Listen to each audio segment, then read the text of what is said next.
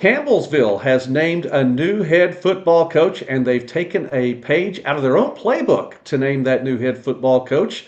There is talk, and a little bit more than just talk, about 24 teams in the NAIA football playoff. That's right. Football expansion may be coming to the NAIA as well. And on top of that, just in case you didn't get to watch that game that was on television and took up a lot of time and a lot of space last Sunday, and you just don't know who won that game, we'll even talk about that on tonight's show. College football this week here on Midwest Sportsnet and on 446 Sports. Good evening. I'm Joey McWilliams. It's been a couple of weeks. Glad to get back to visit with you all again. Doug Gann as well. And you know what? We have a special guest, so let's go ahead and get right into that. The Baker football coach, Miguel Regalado. Coach, thank you so much for taking time with us tonight. I say it's always a privilege to get to visit with you, and that's not in any way an overstatement. I don't think I can say it enough. It truly is a privilege to have you on the show with us tonight.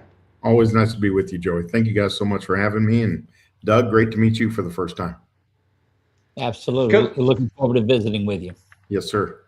Coach, let's start really quickly then. And I know we're going to look at a couple of things tonight, but let's go 2025 and look back right there just to get things started. It was 6-4 overall. Yes, tough start to the season, though. You lose 3 to open the season. Peru State, William Penn, Grandview, all with quality teams, and obviously Grandview goes on to take the national championship for a second consecutive year. So that's neither here nor there, I think, with that particular game. Then you go on and win 5 straight. You right the ship. It's going solid. You actually are playing for a divisional championship into the month of November. Go up against a very tough Benedictine team who made it to the semifinals again. I know it's a rivalry, and you just definitely don't want to lose that game. Come a little bit short there. And then down to the wire in the season finale against a Graceland team that has had its issues over the course of 25 as well. You come down, you get a 70-yard drive in the last minute of the game. Come away with a victory in that one. 6-4 in the year. I hope I got the schedule all the way right. I'd love to hear your take on all of it. Yeah, you actually got it perfectly. Joey, I've been the head coach of Baker since 23, and I can actually say I think 25 season might be the season that I'm most proud of. This is a football team that, and I said it all year long going into the season. And Joey, it's not an excuse. When you're young, you're young. It is what it is. We had a football team that was 75% freshmen and sophomores on the field, not in the classroom, on the field. So we were playing with a lot of guys that had no college experience. And I told Tucker Pauly, our defense coordinator, all season long, off season, it's going to be interesting. We're going to go into a beehive there at Peru State in the Oak Bowl, and I don't know what's going to happen. And that's when you're a head football coach. When you don't know what's going to happen going into a game, that's not a good feeling. Like you normally like, okay, we're in control. We're going to be in control here, or we're going to get whipped. When you don't know what's going to happen, that's always interesting. And I didn't know what would happen. And, we come out in the first series and drive it 10 plays. We're up 7-0. Everybody thinks everything's just going to be awesome. And then we turn the ball over 4 times and lose a close football game. We lose to a football team that goes to the second round in up in Iowa there, and then we lose to a team that wins a national title, and then we lose to a team that goes to the Final Four. But when we were 0-3, I told our guys, we're going to win 5 straight, and we're going to be in a conference championship game. And I don't know if they really believed it, but that's Baker, Joey. We stick to what we do. I've got a great defense coordinator. I'm very confident in our system on offense. I was very confident in our senior quarterback and the leadership that Truman Josgard would show us. Truman, we were off to a rough start in game 1. I hadn't called plays in 2 years. Truman was playing in a new system. We turned the ball over quite a bit, but he doesn't turn the ball over at all for the next however many games. He's the most efficient quarterback in the South. And we go on to win 5 games. And to be honest with you, Joey, we had an opportunity to be up 17-3 at halftime at Benedictine. And we didn't get it done. We had our chances. We could have been in the game all the way. And and then we had to go and scratch and claw against an unbelievably talented Graceland team. I mean, that's a scary football team. But I think here's what I've always said. I believe our conference is as good as anybody's in the country. Final Four team, quarterfinal team, national championship team. I mean, it's just, and then Graceland, I'm sorry, on any given day, they can beat anybody. And it's just a great league, but I was really proud of the way our kids finished. Really excited about this group coming back in 26. But what a neat year. 0-3, win 6 out of your final 7 games. I couldn't be more proud of our guys. I'll tell you, Coach, I don't know exactly, if you said that word for word, I'm sure if I'm one of your players and saying, okay, we're going to win 5 straight and play for a conference championship after the 3 losses, and they were tough, and I may be the biggest Truman Julesgaard fan, from a media perspective out there. I think so highly of him, and watching the struggles he had, it was tough, and he found a way to shift things from his perspective as well. Can you talk about that? Because as the season went on, it seemed like from week 1 on through, his trajectory just continued to go up. Yeah, I don't know, Joey, if I've ever seen Truman as down after a football game as I'd seen him after Peru State. 4 interceptions, and Joey, listen, I will take as much blame for that game as Truman Julesgaard. Things were not in rhythm.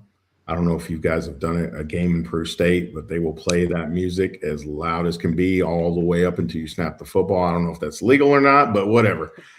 It is loud as can be. It's crazy. And so we go to William Penn the next week. We're at home. He's 11 for 11 in the first half, but you could just see it. He was not wanting to push the ball down the field. He was not wanting to make a mistake. And that's not like Truman, and you can't play quarterback like that. There were probably about 5 shots called in that game that we didn't take, and I completely understand why we didn't take them. When you're not wanting to make a mistake, you're going to play that way. So after the William Penn game, we had a long conversation, and it was like, listen, man, you got to let it go. I have to let it go. And we got to start playing aggressive football here if we're going to have a chance. And I'll tell you this, Joey, I believe had we found a way to pull out the Grandview game, and you look back at the Grandview game, that was not a blowout. We had an opportunity there after 2 13, 14 play drives to make that a 1-possession game on the goal line. We didn't punch it in.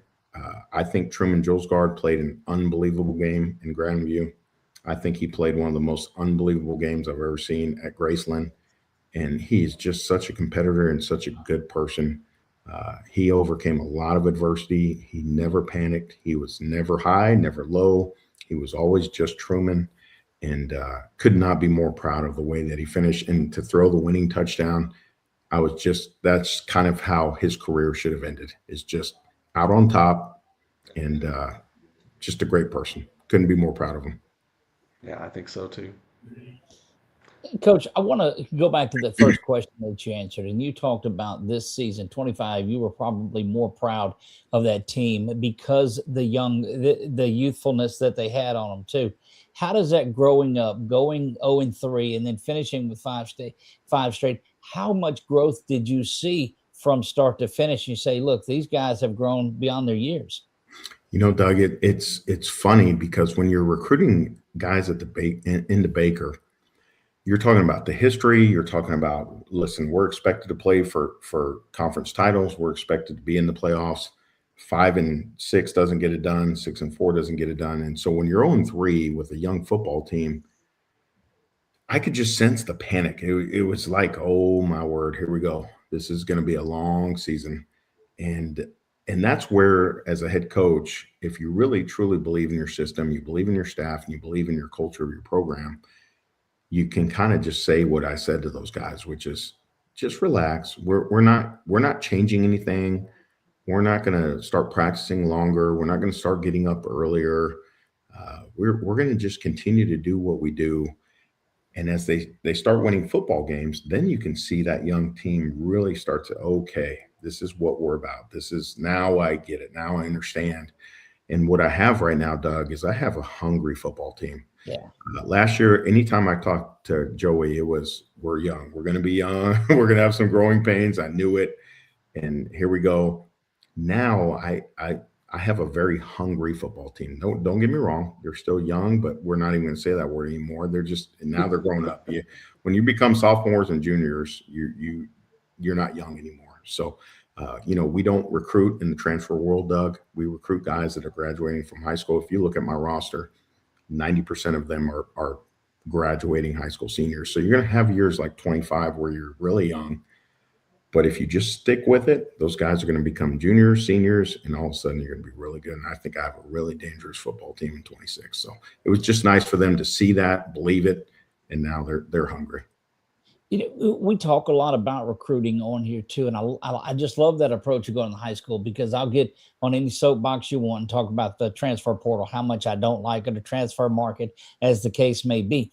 But I want to dig a little bit deeper on there too, because recruiting Baker, you don't have to explain to anybody who Baker is when you're around that area.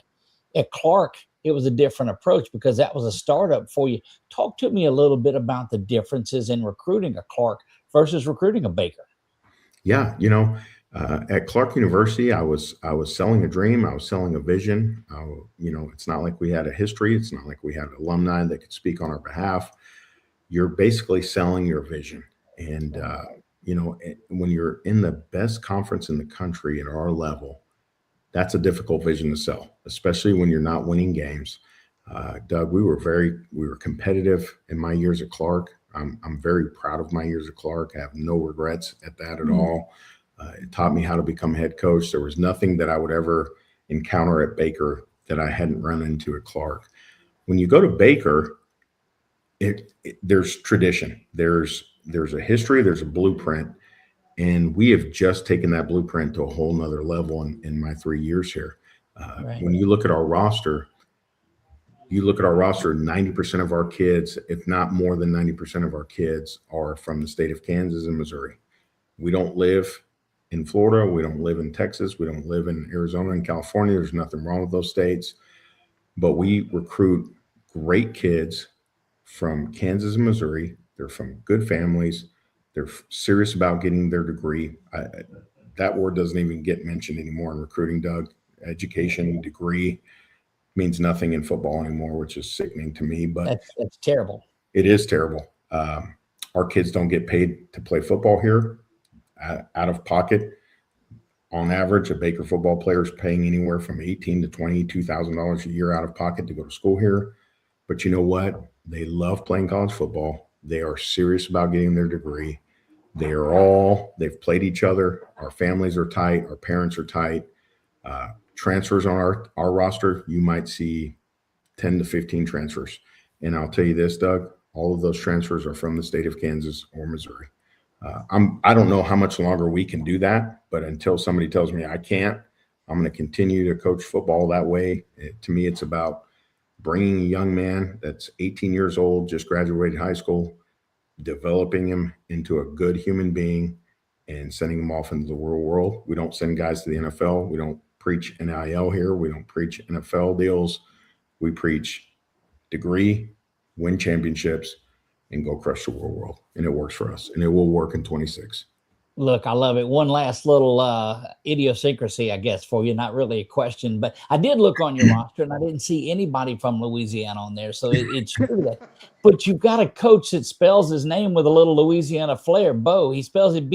I mean, in the heart of Mardi Gras in Louisiana, where did you come up with that? Oh, Bobo. That's Bobo. That's Bobo, Doug. Yeah, I tell you what, he's my guy. He does everything for us, and fantastic human being. Not from Louisiana, unfortunately, but I'll tell you what, there's some good football out there as well. As we were talking before we went on the air, we played Louisiana Christian, your place, in 23. And holy cow, what a talented football team that Coach Maddox brought into our place, and fantastic football game. But no, sir, we keep it close. We keep our guys tight. They've played each other. They know each other, and it works for us. I love it, Coach. Great.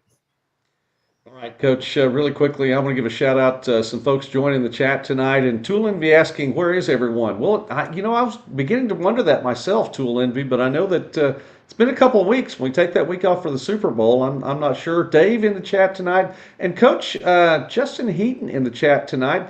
Not only appreciates you and your leadership, but he has a son that's on the roster there in Baker as well. So definitely wanted to put that up there for you to get to see. So you Yeah, but actually have he's some, one of those guys, Joey, support. that's not from Kansas. He's the old Zeb's an Oklahoma guy. That's But that's I tell you what, true. he's going to be a dang good football player.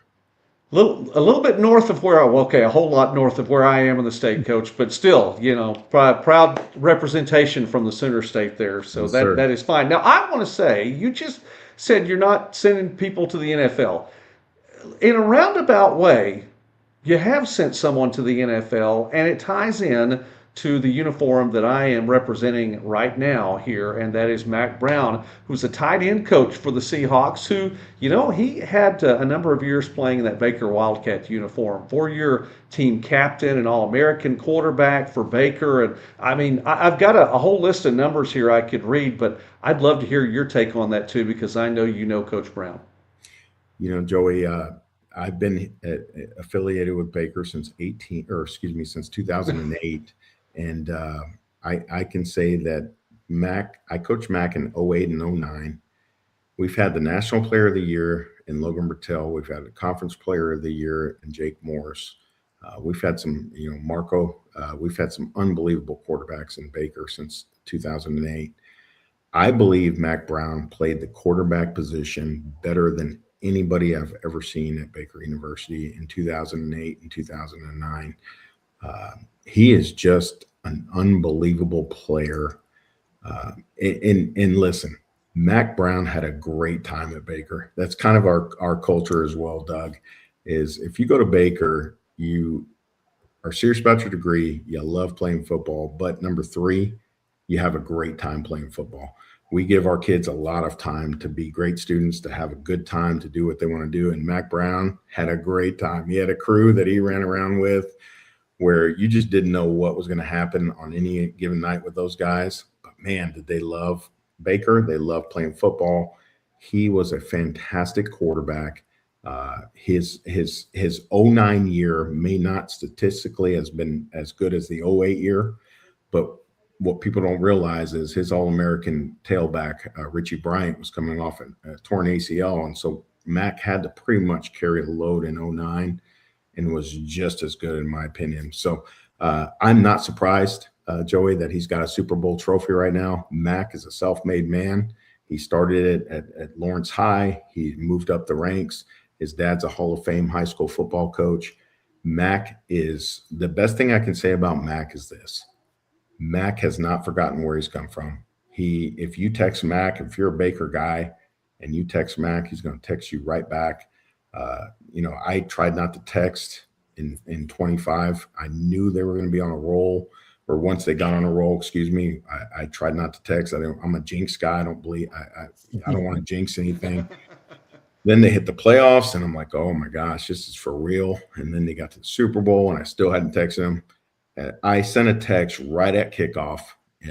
Listen, you deserve this. Your family's been on an unbelievable ride. And I can't wait to see what happens here in 3 hours. As soon as the game's over, Max texting back, Coach, appreciate it. I can't believe this. We're Super Bowl champs. He's a homegrown guy. He's a good person. He's a family guy. Football doesn't run his life, but he loves football. And man, came back and talked to our kids in June. And just a great story about Mac. This about sums Mac up. He told our kids about how he got in the NFL. And it was not because he knew somebody.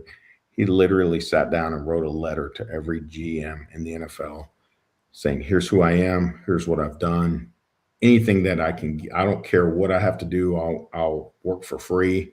And he got his foot in the door. He did an unbelievable job with the Jets and Coach Saleh.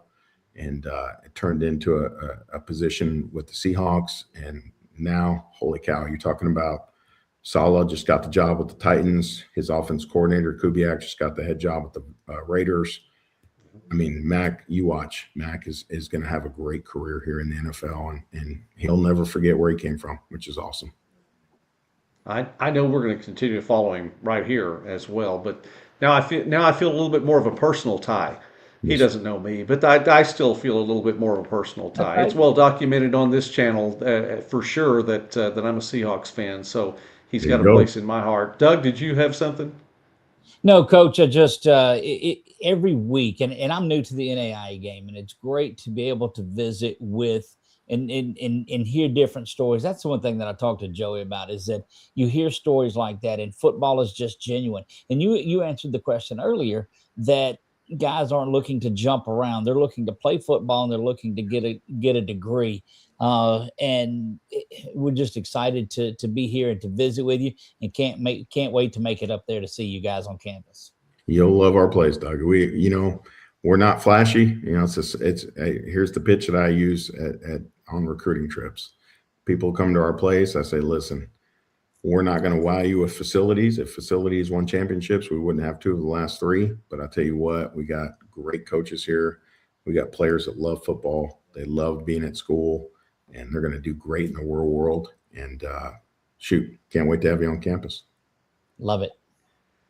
All right, Coach. A couple things really quickly. And by the way, this one, Tool Envy, who he has some ties to Grandview. I'll leave that right there. And his take on that was, yeah, that when it got down to that point in the game too, if Baker scores, he felt like it could have a completely different feel to that game as well. So that's from the other side perspective there. More folks joining the chat tonight. Randy, see you in the chat. We'll get to that here in just a second. Coach, okay, we mentioned Mac Brown. That goes back a little bit, so not really as much from the quarterback perspective now.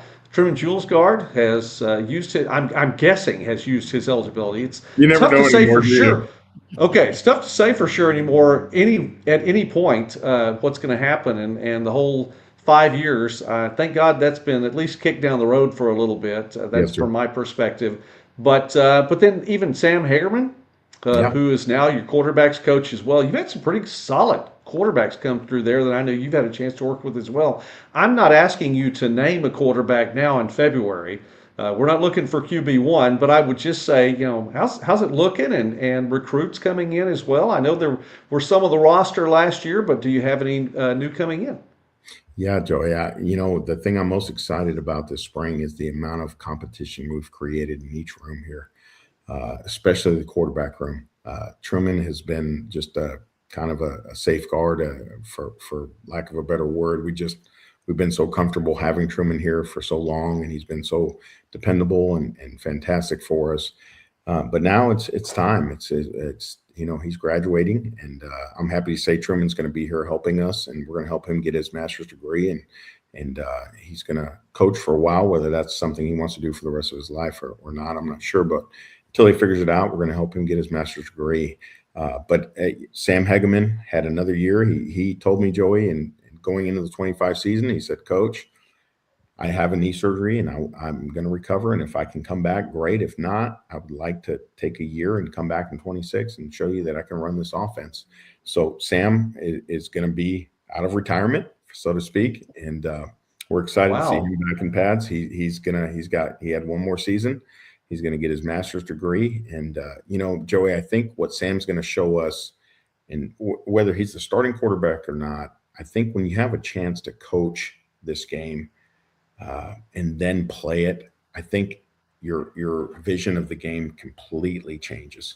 And Sam, I think just coaching in this offense, in this system for a year is going to help him so much, see the game so much more clearly than as a player. So if you ask me who's got the leg up, Sam's got the leg up. He's matured. He's started here before. He's coached here before. That's rare. That's rare that you have that situation. So I think he's got a great leg up on it. However, Willie Dorsey took snaps as the second stringer a year ago, mostly in cleaning up games. Some names that you want to watch out for: Eli Harmison out of Riley County is from the class of 25. I think Riley I'm really looking forward to seeing what he can do with the spring. I've always said the biggest jump that a player will make will be in the spring of his freshman year, and that's Riley's year this year. A young man that we signed out of Highland Community, he's a local kid out of Highland Community College, is Khalik Rainey. dynamic athlete, Joey. His skill set reminds me a lot of Truman.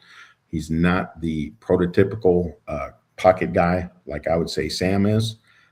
Sam is more of a pocket quarterback, but can still run. Kalik is a dynamic player that can play in the pocket.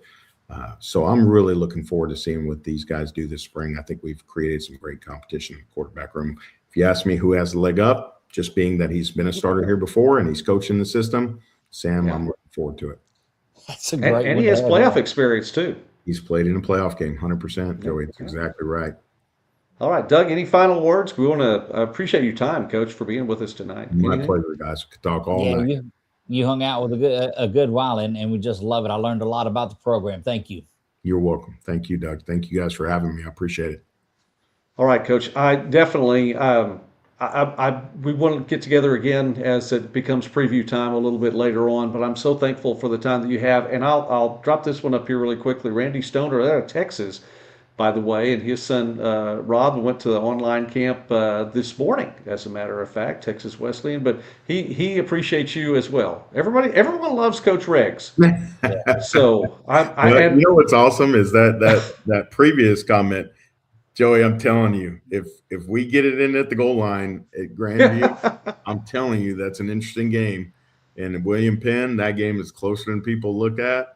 And we had a chance to be up 17-3, in my opinion, at halftime at Benedictine. You guys watch this 26 team is going to be a good football team. So I can't wait.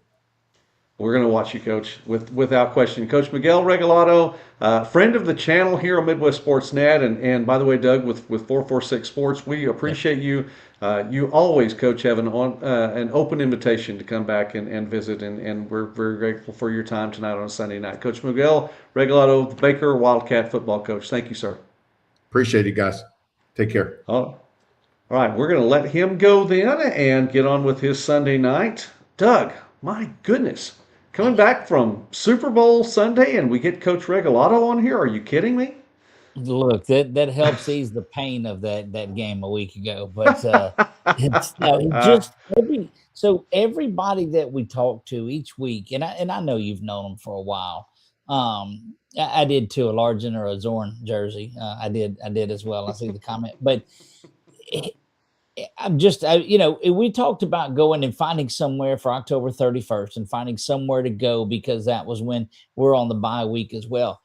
I'm going to try to plan a week in July when these teams start practicing. There are so many teams in that Kansas area that it boggles my mind because here we don't have that.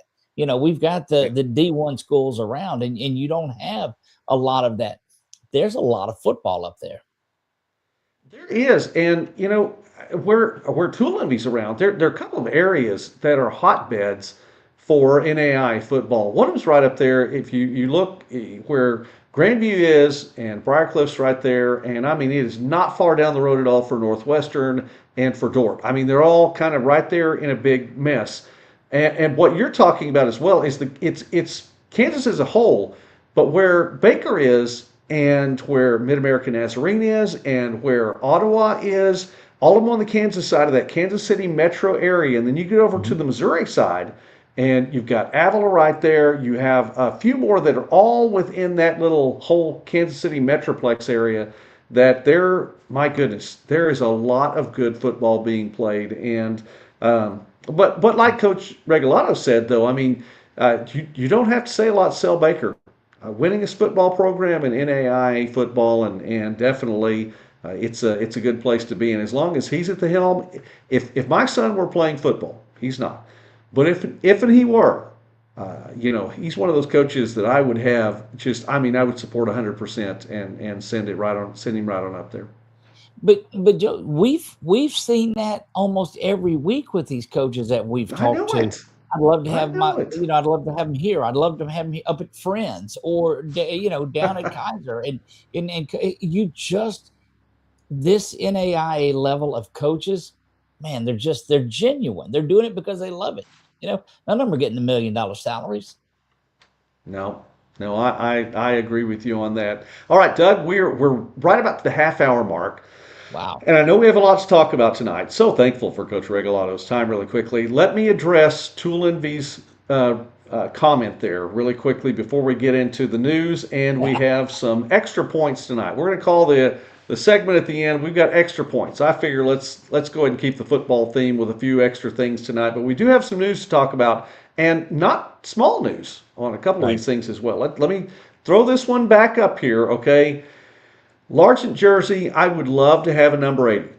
Now, there are a couple things about it. I don't think I could get an 80 in this particular style. And this one actually is about 12, 13 years old. If you see the jerseys now, this was their Navy type jersey that they wore in the Super Bowl. Should have been wearing the visitors jersey, Doug. But the Patriots, who had the opportunity to choose, chose to wear the visitors jerseys because they were saying, hey, we were undefeated in these jerseys, we want to wear it. So for whatever reason, it was an even numbered year, but the NFC was wearing the dark jersey. That was odd to me. But their uniform's slightly different. It's got that highlighter green around the numbers, and it's a different font. But you see my 44 right here? What you don't see on the back is that it says McWilliams, because Mrs. Midwest Sportsnet got this for me. I didn't know she was going to do it. She got this for me, and it is personalized, and I am thrilled to have it. Thrilled to have Mrs. McWilliams, or Mrs. McWilliams. This is Midwest Sportsnet. Thrilled to have her too. But this is a one of a kind, Tool Envy. One of a kind, and 44 is my number. When I played basketball, all the things I played back when, I'm 44. So she knew that, and I thought you got it. You said 13 years ago, and you got it when you were 44. That would make you 50. Carry the one. No. Yeah, no. I'm still just 50. Listen, it's only been a month since I turned 55, Doug. Don't add any more on there just yet. That's right. So that's the other thing. Now we got to plan the trip up there in July. That's top of mind now. I'm gonna get on up to see those guys. Okay, well, and we're still trying to figure out the 31st. So let's pitch this one really quickly. We talked about this off the air, and Midwest Sports Saturday. That's the show that you hear on this channel in particular on Saturdays, and it's what I have lovingly called a low budget college game day. Maybe the budget will increase someday, but that's neither here nor there. But we get to go to visit different campuses, and we've been to a lot of campuses around Oklahoma, a few around Kansas, a number of them around Arkansas, even 2 or 3 in Texas, as a matter of fact. Going to go to Louisiana this year. There will be a trip down to Pineville, Louisiana for a Midwest Sports Saturday down there, and we'll team up with Doug for that one. However, there is an off date, an open date in Doug's schedule, and we're going to get together and we're going to do a Midwest Sports Saturday somewhere, but we haven't decided yet. And so we want to talk to the community and let you all say, hey, listen, where should we go? What do you think? So and it's Halloween. Keep that in mind. October 31st. It's Halloween. So how special is that going to be? So just something to think about. Doug, you have a comment, by the way. Randy's saying you're going to talk to Coach York on your channel this year. Look, he is a walking soundbite. There's no doubt about that. We did a few interviews with him this past year, and the very first interview I did with him, and he had just met us, and so he's passionate. Let's just say, and we talked about miking him up during the game. And I said it probably wasn't a good idea to do that. And so we recorded a little interview with him, and he was talking, and he was just as cordial about everything as he could be. But I hit that censor button, and it bleeped out almost everything that he said. And I sent it to Coach Ben about Coach York, and they got a big kick out of it. But he is a tremendous, tremendous close friend, and we look forward to visiting with him. If not on this one, we'll get him live over there on 446 Sports and have you on there. But he'd be a trip to have here too. All right. Doug, this one may take an actual budget. There may have to be something there for this, but I am telling you, and I've told Dave this. Well, I've actually told Dave this, I think, off the air. I think in conversation, even off the air, Mrs. Midwest Sportsnet and I mean, the Sioux City trip is happening. It is absolutely happening. So I think that one could be a front runner.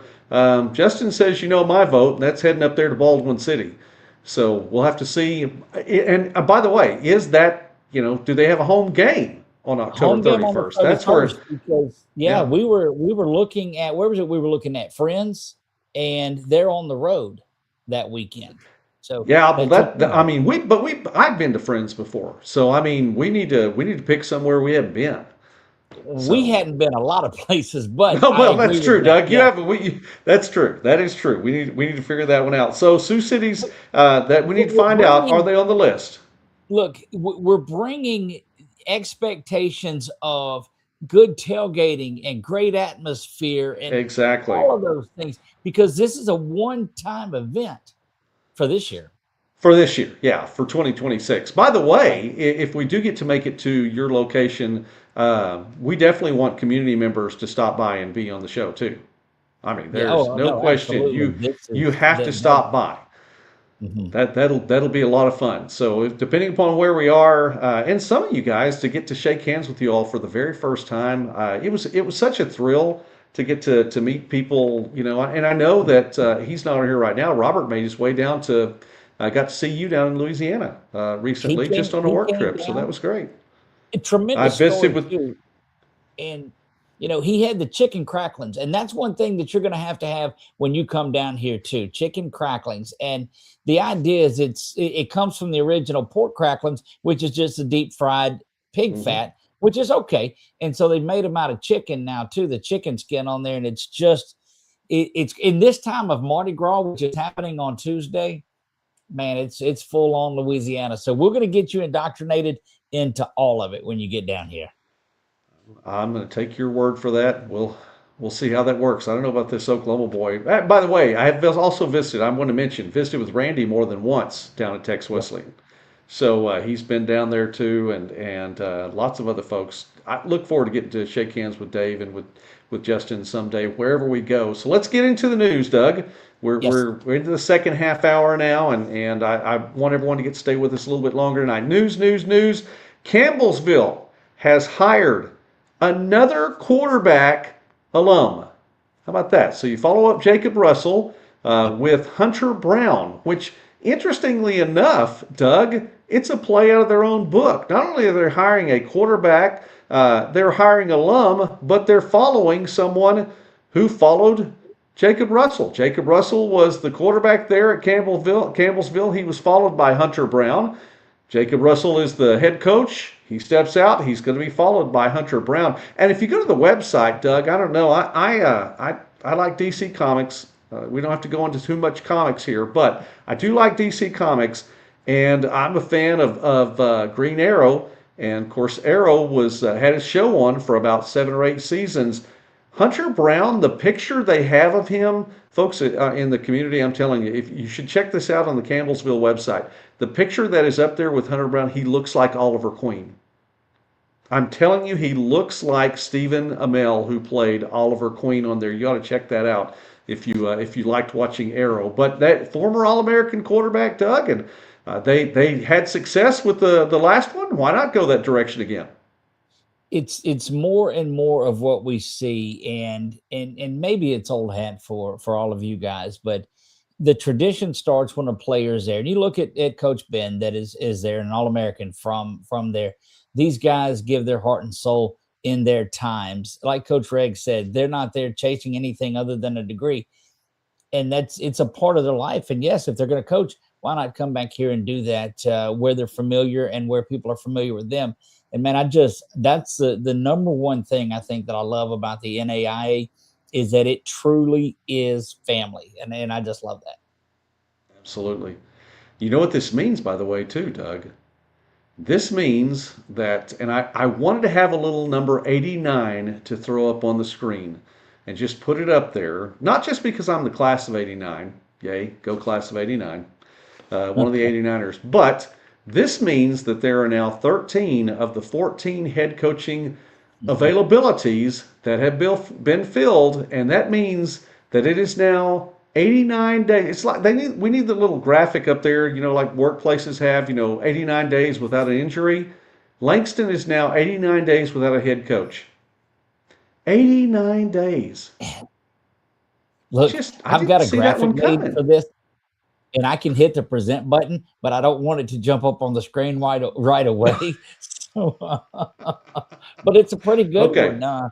I love it. But it now we talked about it 2 weeks ago, Joey. It was awkward then. Signing day is come and gone. Exactly. What do you present to these players, or do you just name somebody that's on staff and that's been recruiting all of it, because they're very tight-lipped about it?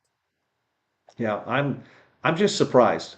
This one, I think this is just, I really thought when Coach Morgan stepped out that there was going to be a quick turnaround. It's a great opportunity. Langston has a good history, good facilities up there, and I mean the support of the local area as well. I mean Langston University, I mean Langston Town, basically everything around the town there is the university.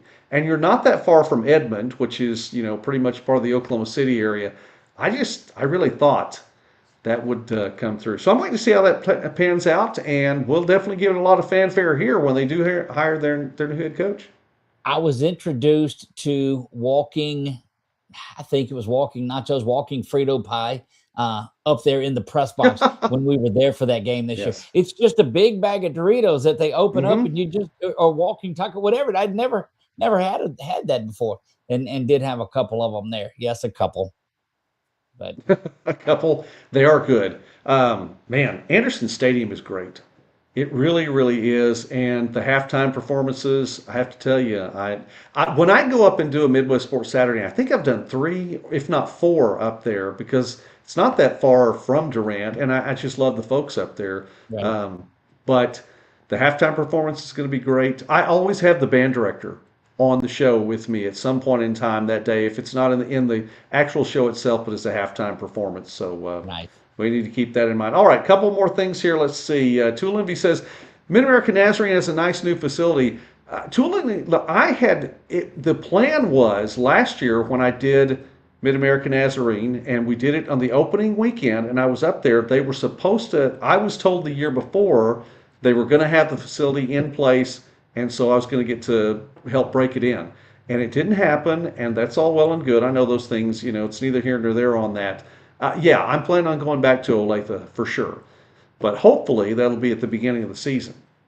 So we'll see how that plays out. There's also going to be a trip to Pittsburgh, Kansas. Now I know that's D2, but the whole small college thing. But yeah, I'm going to make a trip to Pittsburgh, Kansas near the start of the year too. The university president up there gave me an invitation and said, "Hey, Ferris State will be either Ferris State or Grand Valley State's going to be there to open the season too." So that one should be a big one.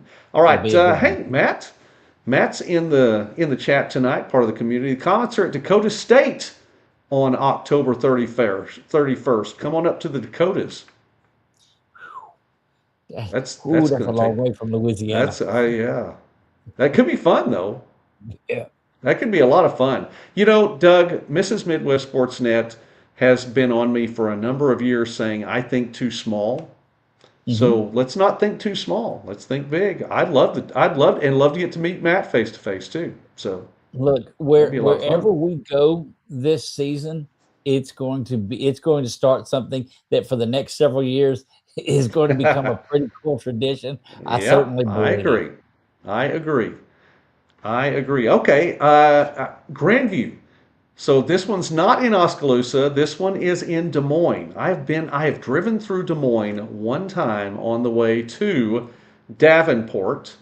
So actually drove back through. I think we came the same way home. So drove through Des Moines. However, their facilities less than impressive. They do have decent hot dogs. All right. There we go. Okay. He told us that we need to come stream that game for him too, because it didn't seem like he was too fond of the stream that they put out either. So that is true. I think he's ready to get you up there on that one. Okay. By the way, speaking of head coaches, let's talk about Grandview head coach Tool Envy. How about this one? You've been following this, Coach Joe Woodley. 1 year and 1 year only as the head coach of the Drake Bulldogs, led them to an 8-4 record and a trip to the playoffs once again. And he has departed hence to go thither. He will be an assistant coach, a part of the defensive staff at Rutgers, as he's going to join Travis Johansson, who was on staff with him at Grandview for a number of years. Johansson, and I heard a couple of people in the South Dakota area, a couple of newscasters say Johansson, but I'm pretty sure it's Johansson. I realize that could be just my Oklahoma accent, but anyway, he was the South Dakota head coach. He is leaving there to go be the defensive coordinator for Coach Shiano, who's back at Rutgers. And he invited Coach Woodley to come be a part of his staff. He's going to do it. So as Tulenby just said, he gone. He is out of there. Linebackers coach, you heard. Okay, I hadn't heard yet what it was. I just knew it was going to be part of the staff there. But another big NAIA tie, Doug, moving into Division One, Big Ten Division One. I just don't think of Rutgers in the Big Ten, but whatever. Look, they're going to list him. Your buddy's going to list him as a guy who coached football. He's just a guy who happened to coach at Grandview. What's Grandview? Is that just a place with a really nice view? That's right.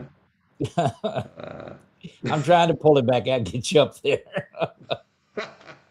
All right. No, wait. Rush end coach. Okay. Rush end coach. I hadn't heard. So we're breaking news here on college football this week. So the rush end coach. There we go. Visitors line locker room, long way from the field at Mid American Nazarene. Almost need a bus to get. You're right, but that's the Olathe District Activity Center. I mean, it's way out there. It's not near the college either. So it is absolutely way out there.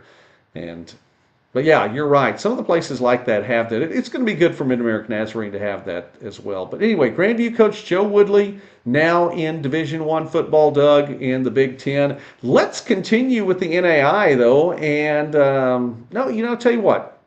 Let me skip that one. Let's go to signing day, Doug. Yes. Jeff, signing day, was that a big deal in Louisiana Christian this year?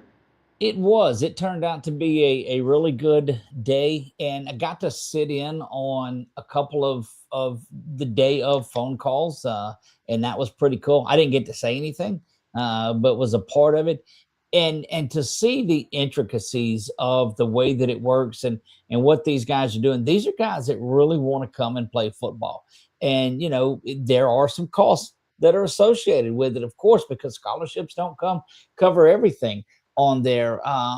But it's such a day. And we were at a signing day in a local high school that we covered too. And there were 6 gentlemen that signed, and they're all going to LCU off of that Alexandria team that's been to the Dome a couple of times, the Superdome, which is where the state title game is played on there. But we bounced around to some other kids, and the real weird thing about it is, and this might be a downer of a point, but there are a lot of kids that are signing that won't ever make it onto campus via the money or the grades that don't qualify for any of those things. And so it's a big buildup. And then here spring practice has already started for LCU. And so it's back to work already. It's a bittersweet time, and it's a great time around, and you hate to look at that part of it. So all in all, it's beautiful. And, they put the posts up, welcome home, and they're doing all of this. And I just love it. And it's such a tradition.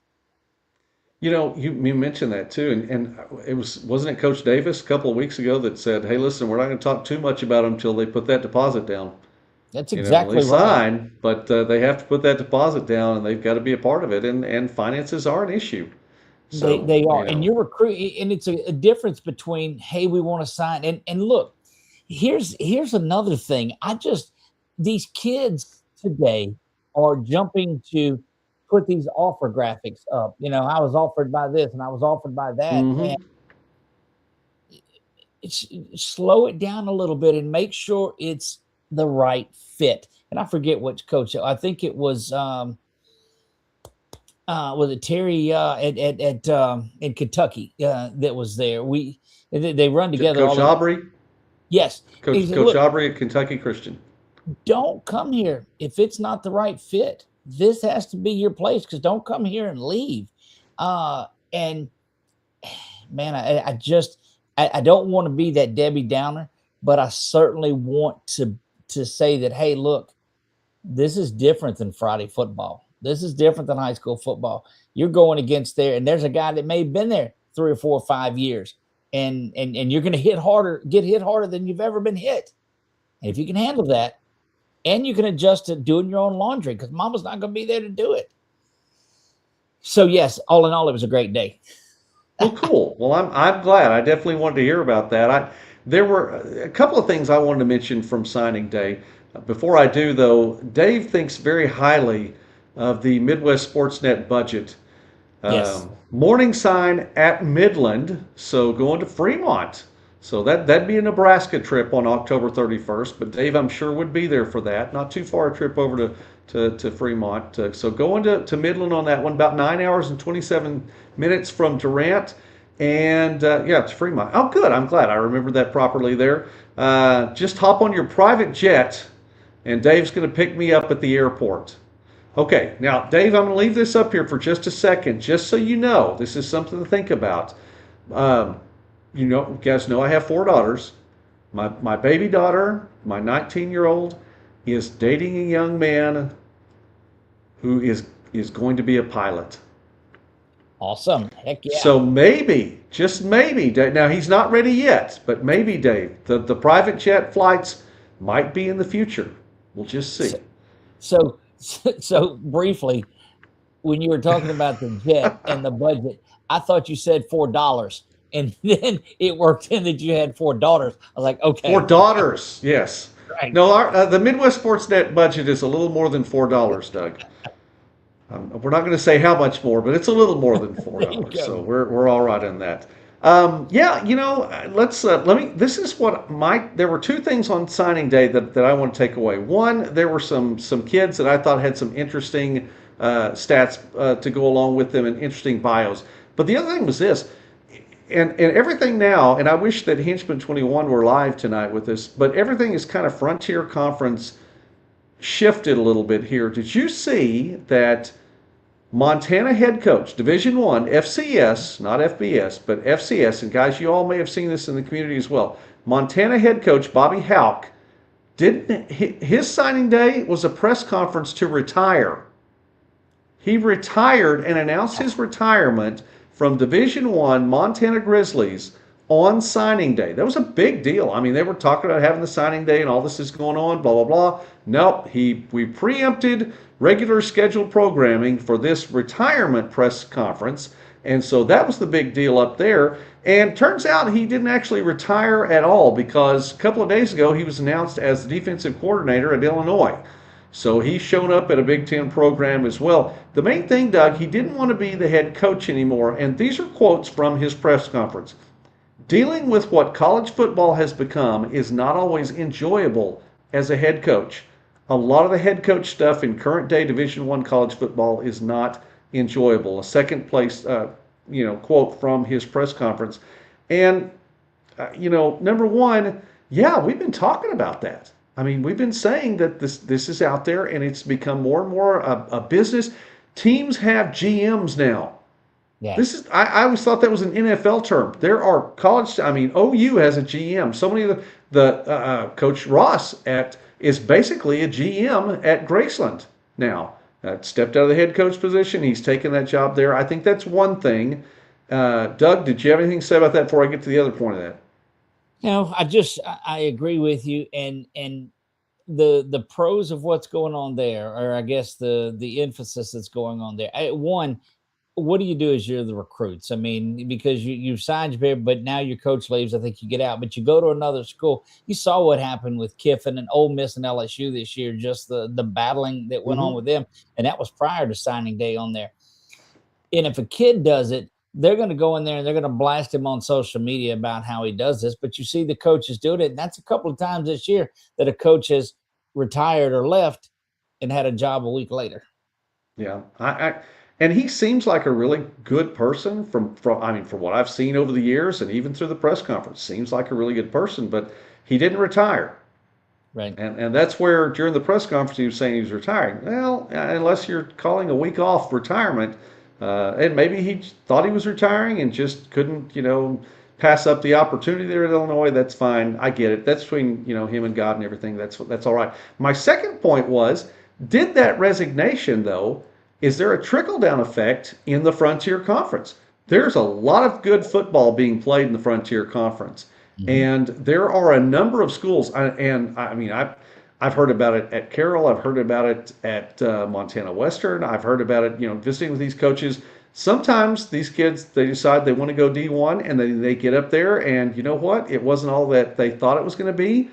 Don't burn your bridges, because there may be an NAI program that would be happy to welcome you back, and a lot of great coaches. And I'm telling you, that Frontier Conference, you're going to play some good football. So. You will, and we've seen firsthand situations that have been that way, where kid will get a call and they don't realize. You get a call from an NAIA school and said, "Hey, we want to bring you in. Come on up here." Well, you get up there and spring practice happens and you don't make it, and so now you're out and you're having to turn around and call, "Hey, is there a spot for me back here?" And you want the kid to make it D1, because what a great story. You come here, you get settled up, you go D1, there you go. But if it goes the other way, as you said, if you leave the right way, it's an Mm-hmm. opportunity to come back, and that's what I don't think these young men are getting. That and you had a quote from Tool, or a message from Tool Envy that Yeah, let's put that that up hits there. home on this. This one right here said the best advice you can give your boy when he's being recruited is go where they really want you, then stay there. Stick by that decision. And man, if there was more of that, you'd have people erase an agent off of their Twitter bio, and they wouldn't be able to do any of that and feed off of these kids. But these kids that are out there, if they're just get good advice on this stuff that's going on. The grass isn't always greener, and there's something about your word that really has to mean something. Absolutely. And the coaches that we've had a chance to visit with, Doug, since, as you were talking about, I mean, these are great coaches that I Mhm. believe they all stand by their word. So you want to live up to that as well. Matt says Mayville is small but has an airport. Yeah. Yeah, and Durant's not really big. Durant has an airport too. I'll bet you could fly out and make it to Mayville for that. Listen, Doug, we're not going to think small. We're not thinking small. We're going to think Look, big. So I'm don't ready don't for it think all. just because it's Dakotas that's too far away. That's Mm-mm. all I'm Now I can saying. fly. Look, the way that I fly, I get on the road with LC after our Friday night football games. I'm at the airport by 4 o'clock in the mornings, and I'm somewhere quick because we can get to Dallas, and from Dallas I can be anywhere by about 10 o'clock in the morning. So I'm excited about it. So it needs to be a little later in the day. The game does too. It can't be an 11 a.m. starter. Oh I'll be in no! trouble too. Listen. It's gonna. This we're talking October 31st. You know it's going to be an afternoon game. Yep, So that's right. that's I can't imagine playing in North or South Dakota with a 6 p.m. start time on October 31st. I just don't, you know, that there better be TV rights involved in all of that. That's That's that correct. was what to bring it up. But hey, listen, here's some signing day notes. This is for the community as well. I enjoyed these. Looking at some of the folks who signed, and all these are Frontier Conference, so sorry about that. But Carroll signee Wyatt Peak, he's from Fallon, Nevada. Doug, he and his brother Jarrett, I mean, Wyatt is obviously a good football player if he's going to sign to play with Carroll, but he and his brother Jarrett finished 11th in team roping in the world at the That's 2025 National High School Finals Rodeo. I think that is so cool, Doug, because I hear from some of these coaches, especially around the Iowa and Nebraska area, and they're looking for. I mean, they're looking for great football players, but if they're a dual sport star, especially if it's wrestling, they're going, yeah, this guy, he's going to be good. We want this guy who's a dual sport player and wrestling's in his bio. How cool to have rodeo as one of your dual or three sport stars or whatever. Yeah, he's 11th in the world in team roping. I wonder if he's a cornerback or a safety where he's got to chase somebody down and he's got that. I mean, it's perfect for it. Well, you don't get the advantage of getting on the horse there to get that jump start, True So that. yeah, is he gonna, you know, tie him up after he tackles him? So we'll I don't know about that. Montana Western signee Stetson Arms or Armus, and I did not get a pronunciation. Sorry, guys. I really wanted a pronunciation on this one. He's from Sidney, Montana. He plans on, and I love this, offensive lineman. He plans on majoring in farm business management. And I mean this with every fiber of my existence. I think this is so amazingly cool. I didn't know farm business management could be a major. We don't have it as much around here, and I can't imagine that because in Oklahoma you have a lot of farms. But Right. at Montana Western, that can be a major. How cool is that? Because he knows what he wants to do. He's going to play football, and then he's gonna take care of the farm. That's Well, that's and great. so oftentimes you're making a choice. It's time to give this up, and the farm has been in your family for so long, and that's what you're going to do. And you got to give up the other stuff. It's okay if it's a Friday night, but to be able to go to college and get that degree in it is, I think, is great. All right, one more, Doug. Dickinson State, staying in the Frontier Conference for this one. Here's a signee from Scobie, Montana, Cooper Axtman. He's a defensive lineman. He is 6'3", 230 pounds, and he's a two-time state golf champion, one-time individual golf champion in the state of Montana. And he's how Man, big?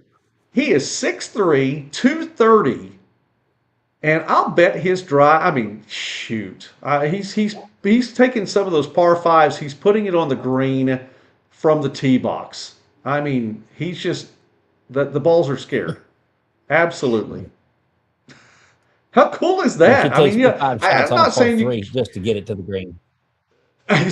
Exactly. We won't talk about my golf game. It's horrible, but I mean, he is putting it out there. He has to be doing that. Two-time team golf champion, one-time individual golf champion there from Scobie, Montana.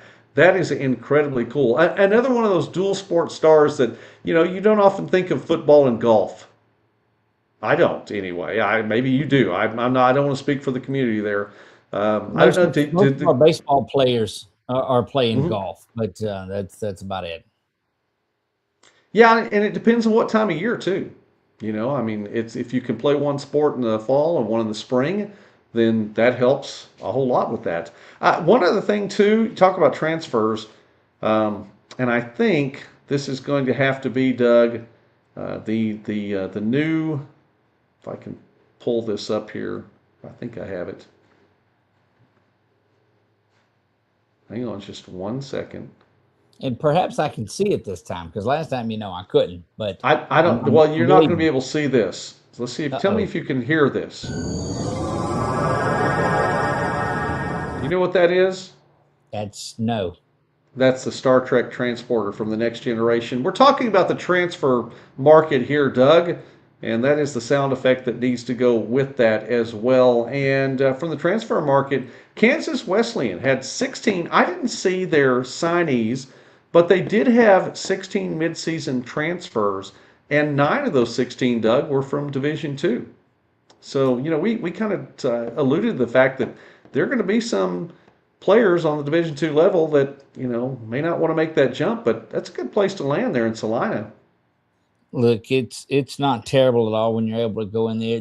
That's one thing, and that there are so many changes this year because I think we're realizing more of this portal fallout now in the NAIA, and you're seeing guys that are coming out and wanting to play, and so that's going to be something very interesting to keep an eye on. Absolutely.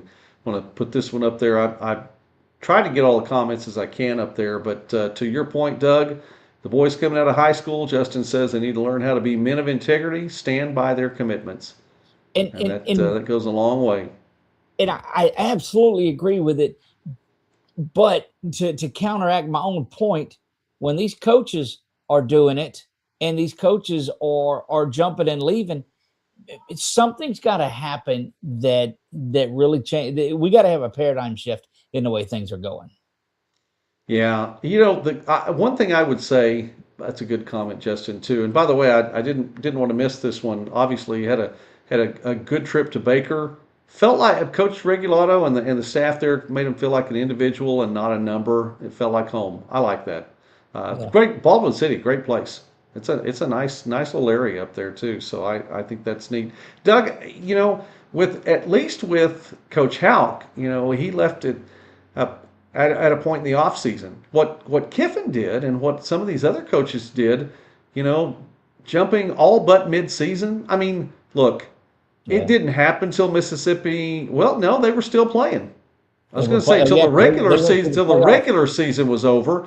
But I mean, like in the NFL, you can't just jump ship mid-season.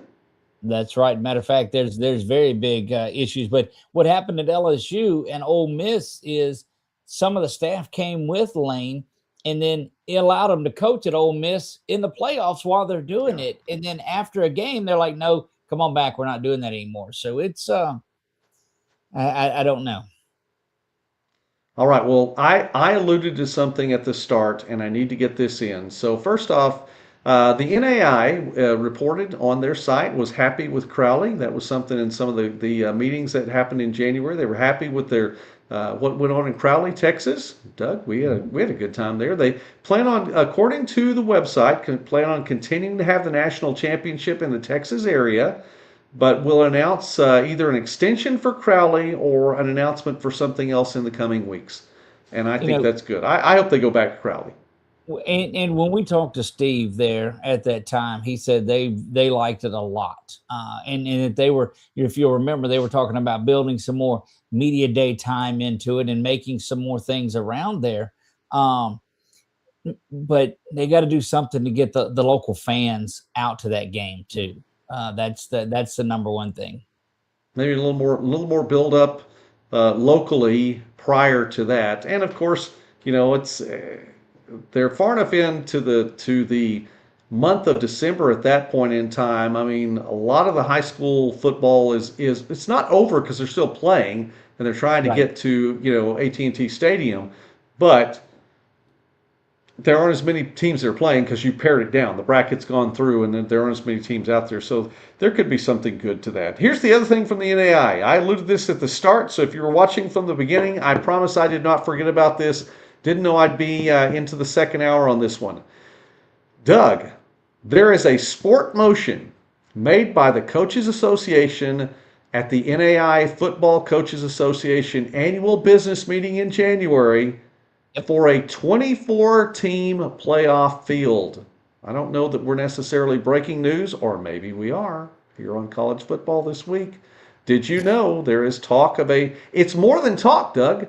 It has actually been made a sport motion, and the process here, and I did talk to Steve and I talked to, the NAI national office about this, just to make sure I was saying this properly. So the way to get something like this done at the convention, you can make a motion and get it, this whole thing passed, and then it Right. would go from there to the NAC, to the National Administrative Council, and then it would go to the NAI convention. Now, the NAI convention is going to meet in April. I'm not sure if this is going to, even if it goes through the NAC, if it's going to be voted on this April or in the future.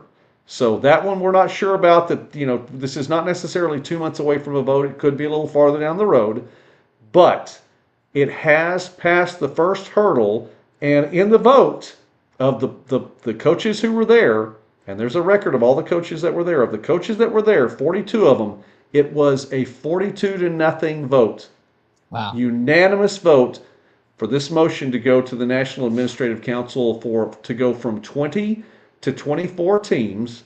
And first thoughts, Doug.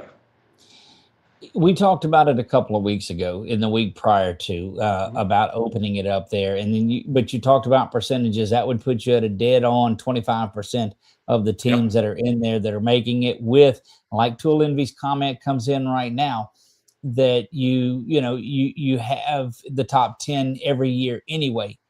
I know that, but I think 24 is not a problem. I'm in favor of that too, because I think, what is it, just four automatic? I mean, four at-large bids that are out there is all No, is there all no. There are 7 at-large bids. In the seven at current large. Okay, format, there are 13 automatic bids, 7 right. The at-large seven of it. bids, and that would add 4 more. You look at it from a money perspective. You look at it, you get for teams something to play for. And if a team goes in there and they're the 21st, 22nd, 23rd, or fourth team that gets in there and they go somewhere, I think it's okay because otherwise you can shrink it down to the top 10 and just play those guys. And that's not a knock on anything, but I don't mind expanding the opportunities because it gives more opportunity to sell to these kids. It gives more opportunity for people to play more football. And that's my thoughts. I like it a lot. Okay, I am cautious. I'm not ready to jump on board just yet.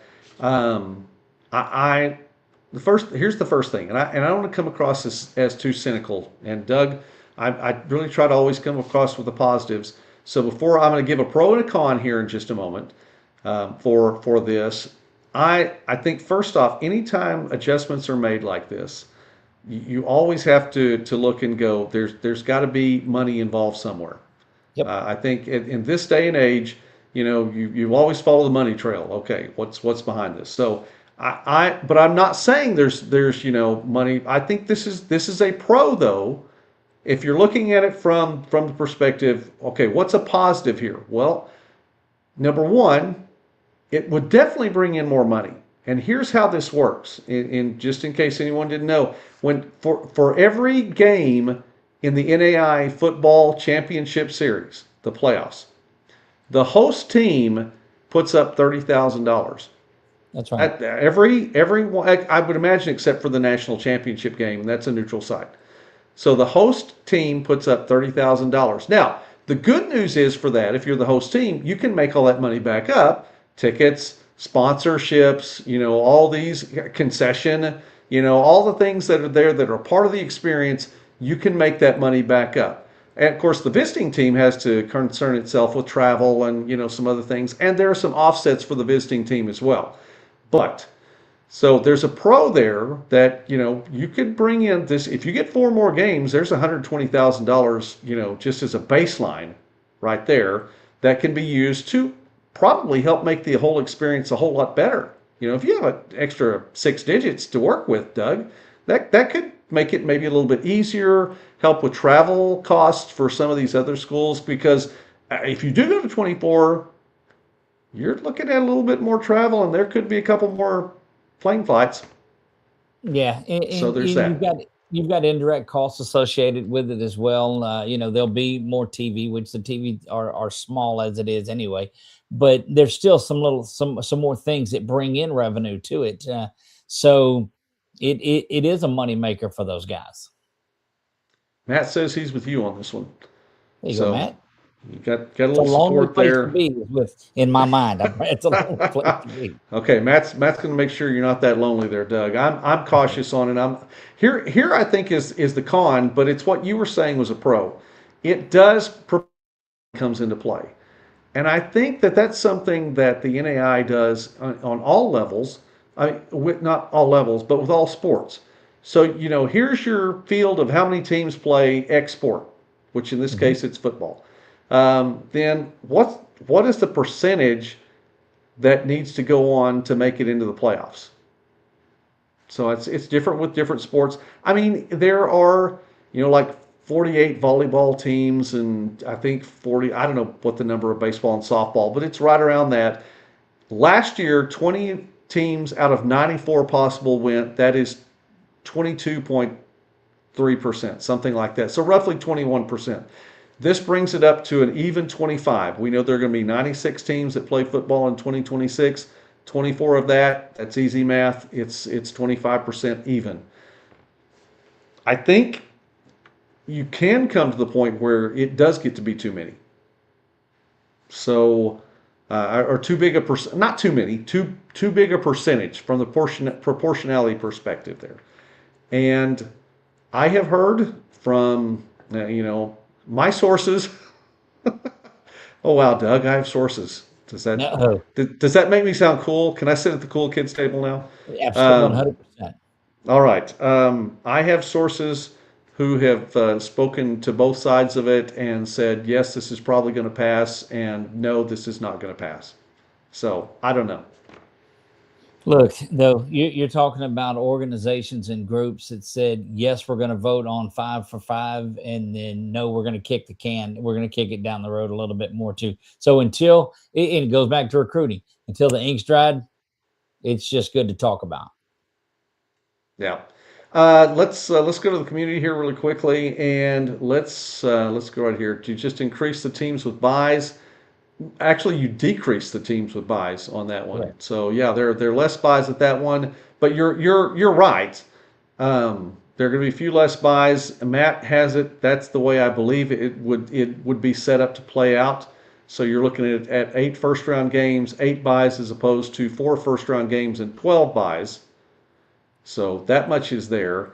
And yeah, Dave, that's my understanding of it, is that it would just increase it right there. So you're looking at 24. I would imagine they're still seeded, but the seeds, and I joke about this, and every time, Doug, you're probably new to me saying this one, but it just reminds me of Whose Line Is It Anyway? Drew Carey would come out there, and the seeds are like when Drew Carey introduces Whose Line Is It Anyway? Welcome to Whose Line Is It Anyway, where everything is made up and the points don't matter. That's right, the points don't matter, just like any of LeBron James's stats this year, because the league is just giving him stats. The seeds, to an extent, matter, but they don't, because it's not a true bracket, because there are financial concerns, and they do have to make sure that it's a feasible championship series. So so I'm with them on that.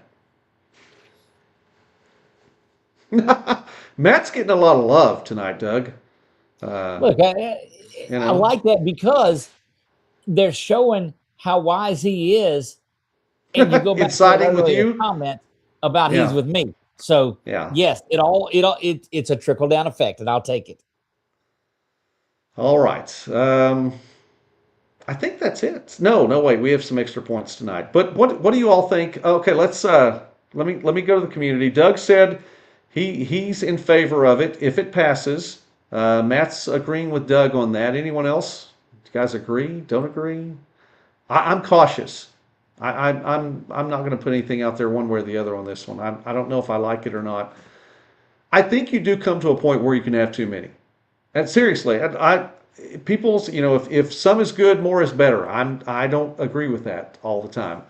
I'm a fan of a 64 team NCAA Division I men's basketball tournament. I am not a fan of a 68 team, and I know that somebody with a suit somewhere in Indianapolis is going to find a way to screw this up and make it like 96 teams someday, Doug. And I'm a March Madness fan from forever back, all the way back to '83 and Phi Slamma Jamma, when I watched my first full NCAA tournament on TV. And 96 is too many. What was that, Drexler and Hakeem and those guys? Yeah. Yes, all of them. Those were they were men. Yeah. And wow, one shot away from greatness. That was NIL before NIL was around. That was that was. Yeah, just ask those folks. That's from Houston. You go up to Dallas and those SMU guys, and yeah, they didn't quite. I think they got caught. That's right. I think they definitely got caught. Kicked out of sports for things that are legal now. 24 more fun. Okay, Justin's on board with that one. Tool Envy, he's on board with that one. I'm not saying I'm not. I'm just saying I'm cautious. I think I may need a little bit more convincing. So, but keep that in mind, guys. It is on the table, Doug. It is on the table, and it's in the works. That's what we wanted to talk about as news tonight. Go ahead. And you look at last year, you probably get a very good OUAZ team in there that lost right at the end, just with one loss. They're rolling right along as a top 10 team, and then don't make the playoffs. Now, was that their playoff game? Okay, I get it in there, but one off night killed their whole season on there because of the conference. Absolutely. I get that, but one off night did it for them, and so. But you'll find that same scenario on team 25 the next time around. So it is what it is. But the one thing that is certain, this is an ever-changing college football world, and these guys that are up there making all that, that's my point, Justin. That's exactly right. And so it's I think 24 I think 25%. I think 25 out of 96, even out of 100, is probably a good number for it. Okay, I'm fine with that. March Madness goes to that high. It's going to be very, yeah, it already is April Madness, Randy. They're playing the championship in April every year. By the way, if you guys noticed, thought about this a little bit, Super Bowl is going to be on Valentine's Day next year. Wow, That's I know, ridiculous. I know, I know. All right, Louisiana bike rider in the chat tonight, There Doug. you go. In NAI football, all teams play to win their conference, and then is there a national, and then is there a national NAI championship game? Forgive me, I'm new to the NAI. Well, first off, Louisiana bike rider, thank you for joining us tonight. We Welcome. appreciate that. Welcome on in, and yeah, they get a chance to win their conference, and the conference champion gets an automatic bid to the NCAA, or excuse me, we were talking about, that was in the last comment, sorry, NAIA football championship series, and there are 20 teams currently in that, 13 automatic bids, 7 at-large bids, and then they play in a something close to a bracket, not quite. It's not a true bracket, but it's a championship series and round by round, and they do make it to the NAI championship game, which was in Texas this year, and Grandview won. So, yeah. Shout out to Louisiana bike rider. Now there are 2 Louisiana folks in here. So drop us a comment there, Louisiana bike rider, where you're from here in the Bayou State. Yeah, let us know. Let us know. We'd love to hear that. Warm up to it, Joey. Well, you know what? Thank you, Matt. I was going to say that. I was just about to say that. Doug was on it on OUAZ. If they're 24 last year, I'm not saying I know who all 4 of them are, but I think I know who 3 of them are. I think it's OUAZ. I think Georgetown gets in, and I think Dakota State. So that just wanted to drop that in there. But Dave's right. First round bye is a week to heal and rest, and that is a big factor. So that means 4 less teams, Doug, would get that first round bye. They've got to fix the Sooner Athletic Conference. The last 2 years, there have been a 3-way tie at the top of it, and one team has gotten in. So I don't know what they figure out. That's a whole nother bracket. I just think that's something needs to be looked at too. That is, hey, listen, the Heart South has had a 3-way tie, almost had a 3-way tie this year, and didn't again, but they had it for a couple of years, and that was it was brutal. One year, though, all 3 of them made it in. One year it was Baker, Benedictine, and Mid-American Nazarene, and all 3 of them, and they all deserved it, by the way, too. Well, point differential makes for a brutal end of a game on there. You look at the Tex West LCU game, and then you turn around and look at LCU and Ottawa. I mean, it's a tough, difficult way when it's points. Yeah. Colton, shout out to my favorite quarterback in the GAC right now. So there we go. Louisiana bike rider. Yeah. Can't wait to see some LCU ball this year. So there you go. Hey, listen, stick around, Louisiana bike rider. We're live on Sunday nights. So we enjoy talking about college football, and it's a whole lot of NAI football here. That is the bulk of what we do. We'll skirt around some other things every now and again, but that's the bulk of what we're doing here. So if you want to get involved in it, come on in. We'd love to have you. Doug, let's get to the extra points. No graphics or sound effects for do what? We're late into this second hour. We're into hour 2. No graphics or sound effects for extra points just yet. So we'll look into that. All right, here we go. Number 1. Seattle, in case you didn't know, Seattle did win the Super Bowl. Yeah, I was waiting for the pomp and the circumstance to happen, and the fan. I thought you'd have confetti with your new light. Yeah, this is where this is where the confetti needs to be shown. It was not particularly, if you liked the offense, it was not a fun game to watch. If you liked Jason Myers, the field goal kicker for Seattle, man, you had your game. Jason Myers by himself outscored the Patriots 17-13.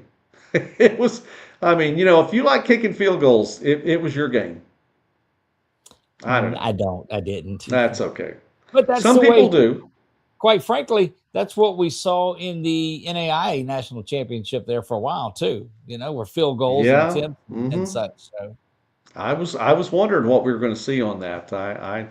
I was concerned. I listen, but I'm a Seahawks fan for so long, and yes, you're right, Tool Envy. If I had a Largent jersey, I would have worn that. No, I'm still wearing this for Mrs. Midwest Sportsnet, but I would have the Largent jersey and bring it out. But yeah, I was definitely on that. All right, Louisiana bike riders from Shreveport. And Son was the center on Andy's team, the Lions, several okay. weeks ago in the Gridiron Bowl. So I've got it, and that was one you saw on 446 Sports, and I've got to dig back into that though. I think my team was the Lions, because Marcus Randall was the Tigers. I don't know, maybe I was. And anyway, Marcus Randall, you remember, as part of that Gridiron Bowl game. Mm-hmm. I don't know if there's some SEC folks that remember the Bluegrass Miracle, LSU in Kentucky. Marcus Randall throws the touchdown pass. Devery Henderson catches and goes to the house. That Marcus Randall, yes. So Was he's that part of that Marcus with Andy. Randall?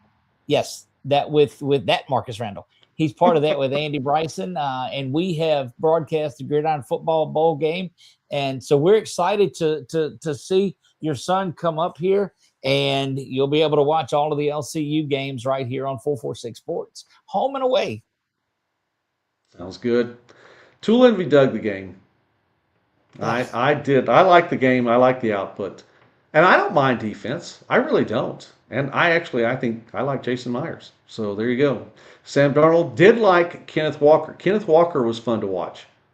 He was fun to watch and definitely deserved the MVP. And I'll tell you something else, too. He deserved that final touchdown because that holding call was like 7 yards after the fact. Walker burst past there, and that holding call, that whistle was late and pointless and That was did a not affect the 50-50 outcome of call. the game, obviously, but Walker should have had the touchdown. So, That was a 50-50 call. 50% of uh, the folks are going to like it, and 50 aren't. If you're on the yeah. other side of that call, Yeah, that's about right. That is about right. right? All right, that's extra point number one. Extra point number two is to say that Marion's had a rough year.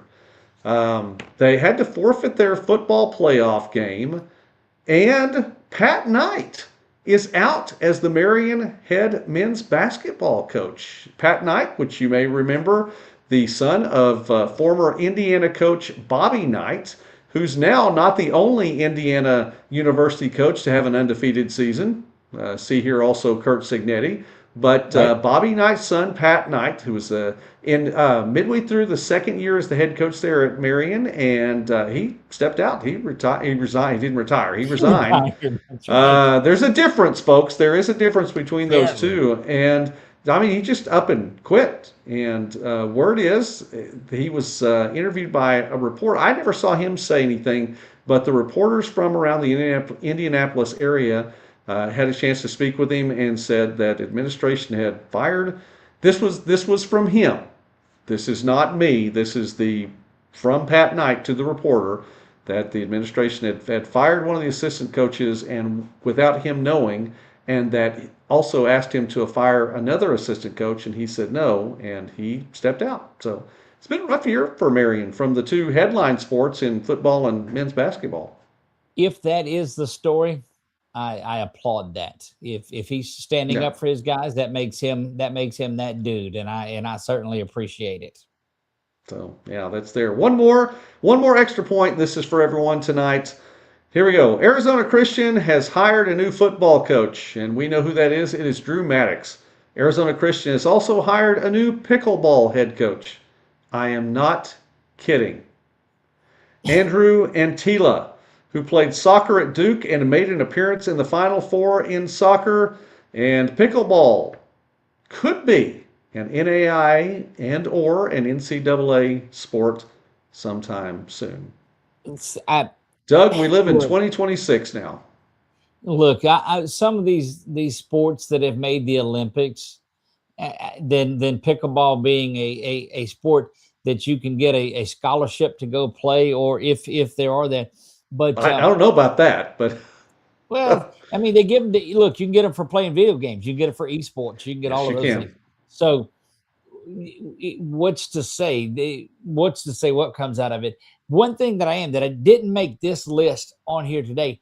Do you see the number of schools that are picking up flag football and women's flag football? That's going to be Absolutely. pretty big Love it. before the next couple of years. Doug, I think we need to talk about it more here. I really do, and I know that I don't know exactly what the community thinks about that, but I honestly think we need to talk a little bit more about it. Not necessarily all the time, but I think it does warrant some attention. You talk about those sports, though, Doug. I before we came on the air tonight, I'm an Olympic guy too. I Okay. love March Madness and the Olympics. I grew up watching the Olympics. They were always on ABC when I was growing up, and then made the move to NBC, except for that one year in Lilyhammer when it was on CBS. Glad that's gone. NBC does a good job. I am invested in curling. Just saying. That's that's I pretty am cool. so invested in curling. I am watching this and watching the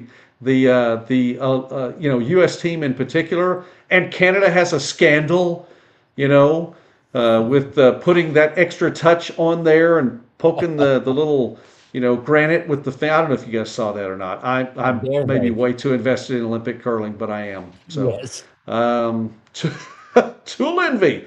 Pickleball sounds like avocado toast to me. Yeah, I'm not eating avocado toast. That's not, no, no, no, no. Baker flag football is tough, and Justin's right. They are number 4. I think Ottawa's back at the top again. Yep. So flag football preseason rankings, not ratings. So there we go. All There you right, have it. Doug, I think we hit all the extra points. We're right at the 90-minute mark. Then let us know what we need to see and what we need to know about 446 Sports this week, and any final comments from the community. Look, it's full speed ahead with us. We did 15 broadcasts last week, live Wow. broadcast of streams.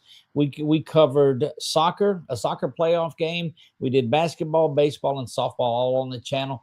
If you're looking to just watch some good quality sports, hit the subscribe button on there. If you're a Facebook guy, jump on over to Facebook. Our new Roku channel is out. You can go to 446 Sports on the Roku channel. I mean, you can find us practically anywhere. And man, I love it. The key that I would say is to the community, and I say this: find something special October 31st. That's what we're working on. Oh, well, you know what? I think it's gonna be fun, and we need to think big. I mean, Matt's saying come to the Dakotas, and Dave's saying Fremont, Nebraska. I think there are a lot of cool places. If I fly in a private jet, Dave, I'm expecting, I mean, curbside service to pick us up at the airport. That is As definitely. a Uh, Louisiana guy, I'm not opposed to somewhere in Florida in October. Let's just throw that out there too. Yeah, I'd say if we know October 31st, it could be a little cooler the farther north we get. I am, for Midwest Sports Net, I'm excited. Let me tell you, folks, we are 90 days away from a big summer ARC, a big summer arc planned for Midwest Sports Net, and it's going to be, I think, one of the biggest things that I've done on the channel. So I'm excited about that. We're 90 days away from the start of that one, so that one's going to be something cool. Try to get some more previews on here, and we're getting to visit with some folks for volleyball and football on the channel as well. And other thing, Doug, just on a personal sports note, is that I've been doing PA for Southeastern Oklahoma State University basketball during the spring, and had a couple of those in. We have 3 more of those games to do. So D2 basketball is definitely on my radar, and I'll be broadcasting the GAC basketball tournament here in about 2.5 weeks from Fort Smith. So Look, um, I I cut my call a lot more teeth. basketball. I cut my teeth on PA announcing. Let's hear that home team. The mic is on, and we're welcoming the folks out here. Good afternoon. Let's hear your yeah. Well, I definitely have a lot of fun with that. Welcome to Bloomer Sullivan Arena, home of the Southeastern Savage Storm. And we invite you to not sit in the chairback seats unless you purchase them. No, that's part of the anyway. That's a lot.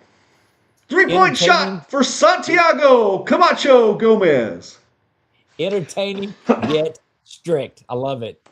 Yeah, we it's been a lot of fun, and they've won every game. They've won every game that I've done PA for this year. That's how You know, that's that's either how they have to legends are invite born. me back for the next season, or they have to up my pay. That's all I'm saying. I think the mojo is there. Tool Envy, love you guys. Thanks a lot for another entertaining Sunday. Thanks a lot, Yes. Tool Envy. Ditto from Justin. And do you do anything for high school, state? Okay, really quickly. Oklahoma, if you go to oklahomasports.net, that is mine, and that has so little content on it in recent months and years. Justin, I used to do a whole lot of Oklahoma high school content on oklahomasports.net. I don't as much anymore because we really tried to focus on what's going on here on the YouTube channel and Midwest Sportsnet. So that's kind of where I am on that. But I love Oklahoma high school sports. I love Oklahoma high school basketball, and it's a lot of fun. Actually, have called a couple of games in the state champion, or yeah, in state tournaments for some local radio stations down here. But no, I don't do as much anymore. But if you do see oklahomasports.net, please forgive me for the lack of content that's there right now, because it has been, the only word is neglected. But I think we have a good thing going here, Doug. So Yes, quick basketball story for you, just to do this. So several years back, COVID, as a matter of fact, when things were just shutting down and they were at the point of we're going to finish out the basketball championships, but nobody can be in the arena except the players, the coaches, and they play in a 8,000 person arena. A few of the faculty from each school, the admin that are there, and the radio guy. mhm. That was me. And so you got the headphones on because you want to drown out the crowd, don't you? This is, I mean, this is crunch time too. And so the opposing team is down there and they're getting ready to shoot free throws. And me, to the listening to the radio audience, I tell them, I said, this would be a great time for this guy to miss them because that's going to probably give Ash the championship.